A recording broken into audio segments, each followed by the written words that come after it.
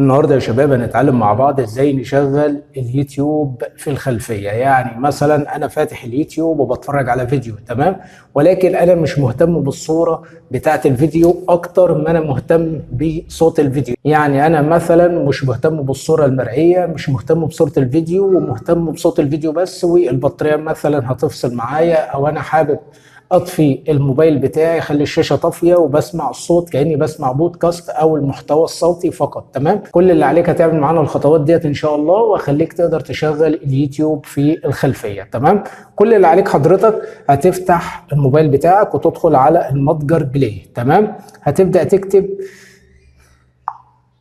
VLC. تمام، ده تطبيق هتبدا تضغط عليه، ظهر لي اول واحد. تمام، لو لاحظت هتلاقي التطبيق بالشكل ده. طبعا انا مثبت البرنامج اللي هو VLC. تمام، لو طلعنا كده هتلاقي البرنامج عندي بالفعل متثبت بالشكل ده. هضغط على VLC بعد ما احمله. تمام، بعد كده هضغط على الاعدادات. بعد ما اضغط على الاعدادات بالشكل ده يا شباب، هاجي هنا على الفيديو. هنا بقول لك وضع الخلفيه صوره في صوره. طبعا اول ما بتنزل التطبيق وتضغط عليه بالشكل ده هتلاقي الكلمه دي معموله اوقف. تمام، او اللي هو واقف يعني. تمام، كل اللي علينا هنيجي عند الخيار الثاني اللي هو شغل الفيديوهات في الخلفيه. شغل الفيديوهات في الخلفيه، فانا هبدا اضغط على شغل الفيديوهات في الخلفيه بالشكل ده. تمام، كده انا شغلت الفيديو في الخلفيه. تمام، هاجي بقى عندي مثلا اليوتيوب. تمام، وابدا مثلا وليكن اجيب قناتي مثلا، وليكن الباشا شروحات مثلا. تمام، دي قناتي.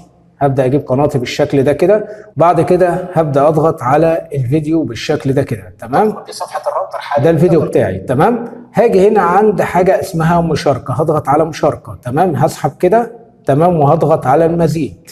من المزيد طبعا هيجيب لي كل التطبيقات اللي هي موجوده عندي. تمام، هضغط على التطبيق اللي هو VLC، هضغط عليه بالشكل ده. تمام، هيبدا على طول لو خرجت كده بالشكل ده يا شباب، هيبدأ الفيديو على طول يشتغل معايا في الخلفية. لاحظوا كده ازاي نقدر نغير اليوزر نيم كده يا شباب، الفيديو شغال معايا في الخلفية. لو انا قفلت الشاشة كده هتلاقي الفيديو شغال برضه. طب لو فتحت كده هتلاقي الفيديو كده، الفيديو شغال. طب كده الفيديو شغال. تمام، فاحنا نوقف الفيديو. تمام، هنطلع من الفيديو خالص، هنطلع من تشغيل الفيديو من الخلفية خالص. تمام، كده انا عرفتك ازاي تقدر تشغل اليوتيوب عندك في الخلفية. تمام، اتمنى اكون وصلت لك المعلومة بشكل سليم. لو عجبك الفيديو لا تنسى الاشتراك في القناة وتفعل زر الجرس على الكل، واشوفك في فيديو جديد. سلام عليكم.